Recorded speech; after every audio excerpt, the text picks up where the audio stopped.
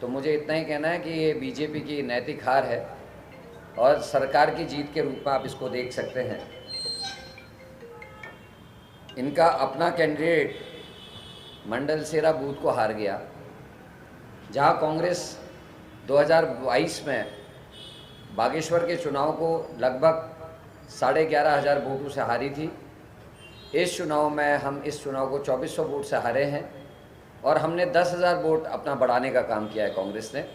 वहीं भारतीय जनता पार्टी केवल 36 वोट की बढ़त के साथ इस चुनाव में आगे आई है। इससे साफ जाहिर होता है कि चुनाव कांग्रेस के पक्ष में था, लेकिन कई ऐसी चीज़ें हुई, प्रशासन का, मशीनरी का दुरुपयोग, जिस तरीके से महिला और अन्य लोगों को प्रेस करने से वहाँ प्रशासन के द्वारा रोका गया, जिस तरीके से मीडिया कर्मियों को प्रेस करने से रोका गया, और वोटिंग के दिन विधानसभा से कंडोलेंस की लाइव प्रसारण करना और उसको अधिकारियों के माध्यम से प्रसारित करना, बीजेपी ने चुनाव आचार संहिता का उल्लंघन किया, जिसका संज्ञान स्वयं चुनाव कमीशन ने भी लिया है। और आने वाले समय में चुनाव कमीशन उसमें क्या एक्शन लेता है देखने वाली बात होगी। इंक्वायरी सेट हुई है। मेरा केवल इतना कहना है कि भारतीय जनता पार्टी की नैतिक हार है। सिंपैथी के दम पर भी अपना वोट बैंक पार्टी नहीं बढ़ा पाई। वहीं कांग्रेस ने इस चुनाव को बहुत मजबूती से लड़ा। मैं सभी बागेश्वर के मतदाताओं को और कार्यकर्ताओं को बहुत बहुत धन्यवाद और बधाई देना चाहता हूँ। इस समय पूरे प्रदेश में डेंगू बहुत बुरी तरीके से बढ़ रहा है। अस्पतालों की हालत दयनीय है। सरकार की कोई तैयारी दिखाई नहीं देती। फॉगिंग के नाम पर प्रत्येक माह नगर पालिका को 40 लाख रुपए दिए जा रहे हैं। चाहे यहाँ बैठे हुए पत्रकार बंधु हैं, चाहे अन्य साथी हैं, कोई भी इस बात को खुल के कह सकता है कि उसके मोहल्ले में, उसके इलाके में फॉगिंग नहीं हो रही जिस तरीके से फॉगिंग होनी चाहिए। आखिर वो 40 लाख रुपया कहाँ जा रहा? अस्पताल में एक बेड पे 2-2 मरीजों को लेटने के लिए मजबूर होना पड़ रहा है। किसी चीज़ की तैयारी नहीं है। ब्लड बैंक में पर्याप्त ब्लड नहीं है। प्लेटलेट्स की दिक्कत है। और सरकार की बुद्धि पता नहीं क्यों इतनी खराब हो गई है। एडवाइजरी जारी की है सरकार ने कि 10,000 प्लेटलेट्स से कम जब होंगी तब आप प्लेटलेट्स दे सकते हैं या ब्लड बैंक देगा। जबकि आप और हम सब लोग इस बात को जानते हैं कि जब किसी के भी परिजन की प्लेटलेट्स 30,000 से नीचे आती है, घबराहट हो जाती है, बचेगा या नहीं बचेगा। 20,000 के आसपास भी मैंने लोगों को मृत होते हुए देखा है। तो 10,000 की प्लेटलेट्स, 10,000 प्लेटलेट्स से नीचे प्लेटलेट्स मिलेंगी। और उसके बाद एक और तुर्रा ऊपर से कि सरकारी अस्पताल में जो जांच रिपोर्ट आएगी उसको दूसरी जगह से दोबारा से जांच कराकर उसका सत्यापन कराया जाएगा। मतलब 24 घंटे और, ताकि मतलब आदमी बचे ही ना। प्रदेश में इस समय सरकारी आंकड़ों के हिसाब से 12 के आसपास मृत्यु हो चुकी है। कई लोगों की मृत्यु छिपाई गई है। और अगर प्राइवेट अस्पतालों की भी हम देखें तो मेरे ख्याल से मृत्यु का आंकड़ा और ज़्यादा जाएगा। 1100 के आसपास इस समय डेंगू के केसेस पूरे प्रदेश में हैं और लगातार बढ़ रहे हैं। स्मार्ट सिटी के नाम पे पूरे देहरादून को खोद के रख गया है। जगह जगह गड्ढों में पानी भरा हुआ है, जिससे डेंगू महामारी का रूप ले रहा है। सरकार की कोई तैयारी नहीं है। कोरोना में इनके पास बहाना था कि हमारी जानकारी में नहीं था। कोरोना में ये कहते थे कि साहब वैक्सीन नहीं थी, लेकिन डेंगू प्रत्येक वर्ष होने वाली बीमारी है, हर साल आती है। इसकी तैयारी पहले हो जानी चाहिए थी। कोई तैयारी नहीं है। सरकारी अस्पताल में जहाँ आईसीयू है, ना वहाँ एसी चल रहा है, ना पंखे चल रहे हैं, और पेशेंट से 1700 रुपये लिए जा रहे हैं। आयुष्मान कार्ड की बात करने वाली सरकार 1700 रुपये डेंगू के पेशेंट से सरकारी अस्पताल में ले रही है। तो ये हालात इस प्रदेश के हो गए हैं। तीसरा विषय जो हमारा बहुत महत्वपूर्ण है वो अतिक्रमण के नाम पर पूरे प्रदेश में इस समय डोजर चल रहे हैं। लोगों की छोटी छोटी दुकानें, छोटे छोटे रेस्टोरेंट्स, उनके मकानों को तोड़ने की कार्रवाई गतिमान है। जबकि पूरे प्रदेश में इस समय 400 से ज़्यादा पीडब्ल्यूडी की सड़कें बंद पड़ी हैं। अच्छा होता ये डोजर, ये स्क्रैबर्स जो हैं वहाँ सड़कें खोलने में लगाए जाते। इस प्रदेश की हालत इसलिए भी खराब है क्योंकि 1962 के बाद से इस प्रदेश में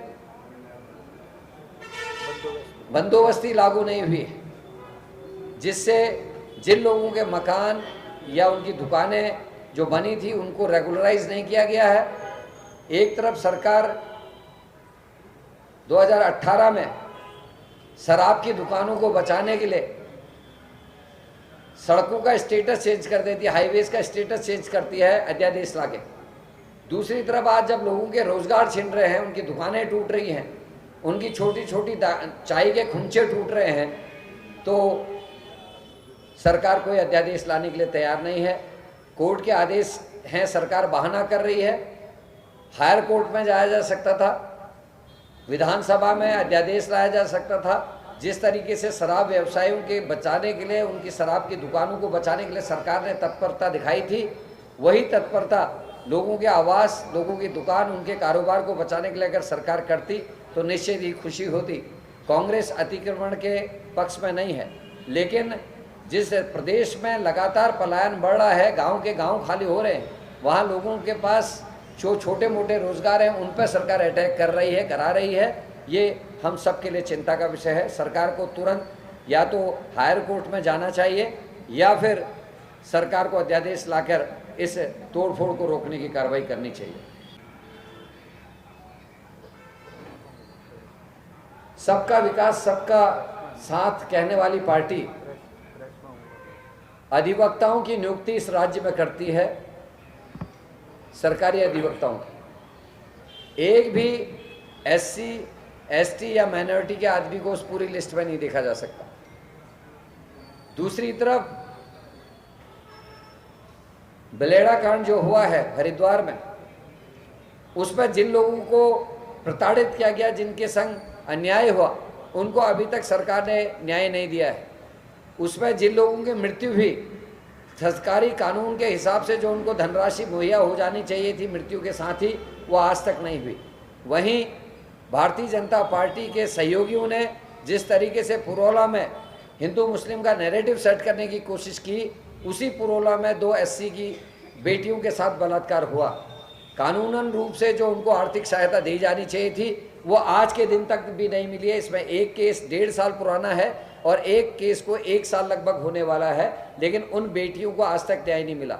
उत्तर ना तो पॉक्सो एक्ट के तहत उनको जो सहायता मिलनी थी वो दी गई, ना सामान्य एक्ट के तहत जो SC ST एक्ट का है उसके तहत जो सहायता दी जानी चाहिए थी वो नहीं दी गई। मुझे अफसोस है कि आप लोगों ने इस प्रकरण पर, जब मैंने प्रेस की थी, इसको पूरी तरीके से दिखाने का काम किया, उसके बाद भी सरकार और मुख्यमंत्री नहीं चाहते। और 1 महीने बाद मैं आज दोबारा इस बात को कर रहा हूँ, आज के दिन तक भी प्रेस करने के बाद भी सरकार ने उन चारों बेटियों के लिए कोई सहायता उपलब्ध नहीं कराई है, जो अपने आप में इस बात का संकेत है कि Bharatiya Janata party SC ST लोगों के विरुद्ध है, उनके खिलाफ है। देखिए, चूक नहीं रही, कांग्रेस के हर व्यक्ति ने मेहनत की, चाहे वो वरिष्ठ नेता थे, चाहे वहाँ के हमारे आम कार्यकर्ता थे। लगभग पूरे प्रदेश के सारे जिलाध्यक्ष वहाँ पहुँचे, उन्होंने अपनी अपनी तरफ से कोशिश की और मैं जनता को धन्यवाद देता हूँ, उन्होंने अच्छा मैंडेट दिया। लेकिन जो भावनात्मक मुद्दा बीजेपी लेके आई थी, परिवारवाद का आरोप कांग्रेस पे लगाने वाली बीजेपी परिवारवाद पे खेली। उसके अलावा सिंपैथी कार्ड था, पत्रकारों को प्रेस करने से रोकने की कोशिश हुई। वाम दल माले इत्यादि ने वहाँ प्रेस करने की कोशिश की, उनको प्रेस नहीं करने दी गई, वो आप सबके संज्ञान में है। और ठीक वोटिंग के दिन, जिसका संज्ञान खुद चुनाव कमीशन ने भी लिया है, चंदन रामदास जी की कंडोलेंस कराई गई। नहीं तो एक दिन वोटिंग हो रही है, उसी दिन से सत्र बुलाना भारतीय जनता पार्टी की चालाकी के रूप में मैं देखता हूं। और उस दिन चंदन रामदास जी की कंडोलेंस की गई और जितने लोगों ने भी उस कंडोलेंस में प्रतिभाग किया, उनके अभिभाषण भाषणों को लाइव पूरे दिखाया गया और बागेश्वर में भी दिखाया गया, जहां आचार संहिता लागू थी। तो ये अपने आप में साबित करता है कि कहीं ना कहीं गड़बड़, बहुत बड़ी गड़बड़ हुई। दूसरा, मैं आपका संज्ञान लाना चाहता हूँ, जिस प्रदेश में लगातार पुलिसकर्मी आंदोलनरत हो 4600 पे ग्रेड को लेकर, छठे वेतनमान का मिला हुआ धन वापस करने के आदेश में हैं, उस पर वो आंदोलनरत हैं। उसके अलावा ओल्ड पेंशन स्कीम को लेकर नाराज़ी है। और पोस्टल बैलेट में भी बीजेपी जीत जाती है। तो इस बात से साफ समझ में आता है कि कहीं ना कहीं दाल में कुछ काला है या पूरी दाल काली है, क्योंकि कर्मचारी मैं कतई नहीं मान सकता कि भारतीय जनता पार्टी के पक्ष में मतदान करेंगे या किया होगा। भारतीय जनता पार्टी की नैतिक हार हुई है। मंडल सेरा बूथ जो कैंडिडेट का बूथ है उसमें कांग्रेस जीती है और बीजेपी का कैंडिडेट हारा है। पूरे प्रशासनिक अमले जमले का इस्तेमाल करके सारी ताकत लगाने के बाद भी बीजेपी अपना वोट बैंक नहीं बढ़ा पाई, जबकि कांग्रेस ने अपना 20% वोट बढ़ाया है। 10,000 वोट हमने अपने पिछले 2022 के चुनाव के बाद जोड़ने का काम किया है और चुनाव कमीशन ने भी देखा कि धांधली हुई है। चंदन राम दास की कंडोलेंस का सीधा प्रसारण बागेश्वर में वोटिंग के दिन कराया गया, जो अपने आप में चुनाव आचार संहिता का उल्लंघन है। वहीं पत्रकारों को प्रेस करने से रोका गया। माले और जितने हमारे अन्य दल के लोग वहां आए थे वो प्रेस करना चाहते थे, उनको प्रेस करने से रोका गया। तो निश्चित ही प्रशासन का इस्तेमाल बीजेपी ने इस चुनाव को प्रभावित करने के लिए किया, लेकिन बीजेपी का ये की नैतिक हार है और मैं मानता हूं कि 2024 के लिए शुभ संकेत है। बीजेपी की उल्टी गिनती शुरू हो चुकी है। डेंगू में सरकार मूक दर्शक बन के बैठी हुई है। वो उसने लोगों को अपने हालात पे छोड़ दिया है। 40 लाख रुपया फॉगिंग के लिए नगर पालिका को दिया जा रहा है, लेकिन किसी भी मोहल्ले में फॉगिंग होते हुए नहीं देखी जा सकती। जगह जगह सड़कें खोद दी हैं स्मार्ट सिटी के नाम पे, जिनमें पानी भर रहा है और जिससे डेंगू महामारी का रूप ले रहा है। 12 से ज़्यादा मृत्यु हो चुकी हैं, ये सरकारी आंकड़ा है, प्राइवेट अस्पताल का आंकड़ा अभी नहीं आया है। और 1100 से ज़्यादा मरीज पूरे प्रदेश में इस समय हैं, जिसमें अकेले देहरादून में 900 से ज़्यादा मरीज देहरादून में हैं। लगातार डेंगू के मरीज बढ़ रहे हैं। ये हर साल आने वाली महामारी है, कोई तैयारी सरकार के रूप में नहीं है और सरकार की बुद्धि भ्रष्ट हो गई है। वो कहते हैं कि 10,000 से नीचे प्लेटलिस्ट होने पे ही बैंक से आपको प्लेटलिट्स दी जाएंगी, जबकि 10,000 तक बचना बहुत मुश्किल होता है। लोग घबरा जाते हैं। 30,000 से नीचे जब प्लेटलिट्स आती है तो हर व्यक्ति डरता है, लेकिन सरकार ने एडवाइजरी ऐसी की है कि जो मतलब ऐसा लगता है कि इनके जो लोग हैं वो इनको सही राय नहीं दे रहे हैं।